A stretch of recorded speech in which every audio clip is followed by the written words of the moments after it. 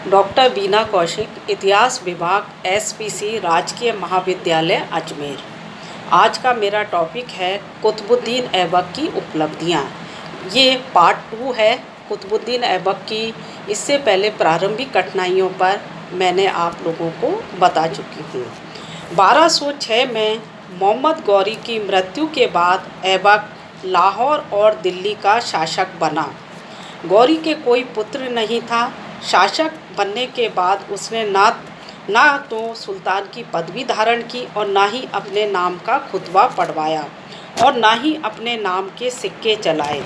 उसने केवल मलिक की उपाधि धारण की। शासक बनते ही उसे अनेक कठिनाइयों का सामना करना पड़ा। उसने अपनी योग्यता से उन पर विजय प्राप्त की। ऐबक के कार्य और उपलब्धियाँ, उनमें सबसे प्रमुख है दिल्ली के स्वतंत्र अस्तित्व को स्थापित करना। मध्य एशिया में मंगोलों के बढ़ते दबाव के कारण गजनी के शासक यालदोज ने पंजाब पर आक्रमण किया। ऐबक ने उसे युद्ध में पराजित किया और कुछ समय के लिए गजनी पर अधिकार कर लिया। ऐबक ने यालदोज के भारत पर अधिकार करने को ऐबक ने दिल्ली के स्वतंत्र अस्तित्व को स्थापित करने में सफलता प्राप्त की और ऐबक के कारण वो भारत पर अधिकार करने नहीं कर पाया। दूसरी प्रमुख सफलता है ऐबक ने कूटनीति और विवाह संबंधों द्वारा तुर्की अमीरों को अपना मित्र बनाया।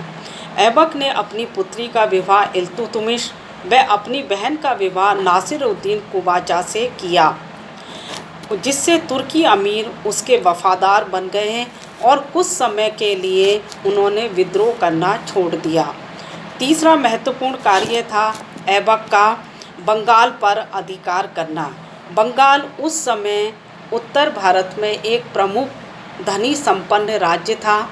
व्यापारिक दृष्टि से एक संपन्न राज्य था। राजस्व भी वहाँ से अधिक आता था। अतः इस कारण से बंगाल दिल्ली सल्तनत से दूर भी था, तो वो स्वतंत्र होने की प्रवृत्ति वहाँ बहुत ज़्यादा होती थी। तो बंगाल के लिए ऐबक ने निरंतर प्रयत्न किए और बंगाल को दिल्ली सल्तनत के अधीन लाने में उसने सफलता अर्जित की। अली मर्दन खां को उसने अपने अधीन वहाँ पर सूबेदार नियुक्त किया। तो बंगाल पर अधिकार ऐबक की एक महत्वपूर्ण उपलब्धि मानी जाती है। तीसरी महत्वपूर्ण उपलब्धियों में हम देखें कि उसने स्थापत्य कला को प्रोत्साहन दिया। ऐबक दिल्ली सल्तनत पर बहुत कम समय शासक रहा। 1206 से 1210 तक वो दिल्ली का शासक रहा, लेकिन फिर भी उसने स्थापत्य कला में रुचि दिखाई। अधिकतर समय उसका विजयों में निकला या अपने राज्य में शांति व्यवस्था स्थापित करने में उसका समय व्यतीत हुआ। फिर भी उसने अजमेर में 2.5 दिन का झोंपड़ा और नामक मस्जिद का निर्माण कराया और दिल्ली में कुतुब मीनार का निर्माण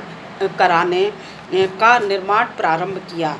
ये दोनों प्रारंभिक इस्लामिक कला के महत्वपूर्ण नमूने माने जाते हैं। इसके अतिरिक्त विद्वानों का आश्रयदाता फ़खरुद्दीन और हसन निजामी उसके दरबार के प्रमुख विद्वान थे। हसन निजामी ने तो ताजुल मासिर की रचना की, जिसमें तराइन के युद्ध से लेकर और कुतुबुद्दीन ऐबक तक के शासनकाल की महत्वपूर्ण घटनाओं का उसमें वर्णन किया गया है। इन सभी कार्यों में हम देखें कि ऐबक बहुत कम समय, केवल 4 साल दिल्ली सल्तनत में शासन किया, लेकिन फिर भी उसने बहुत महत्वपूर्ण कार्य किए। ऐबक का मूल्यांकन। ऐबक एक सामान्य गुलाम होते हुए भी अपनी योग्यता के बल पर सुल्तान बना।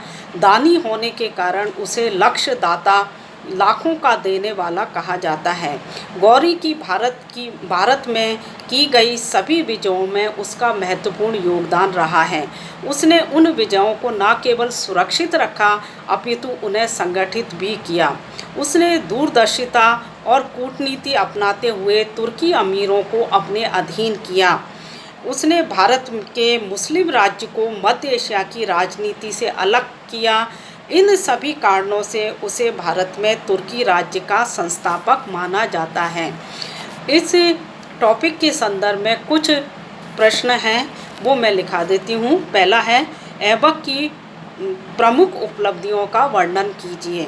दूसरा, ऐबक द्वारा बनाई गई 2 प्रमुख इमारतों का उल्लेख कीजिए। तीसरा, ऐबक के दरबार के 2 प्रमुख विद्वानों के नाम लिखिए।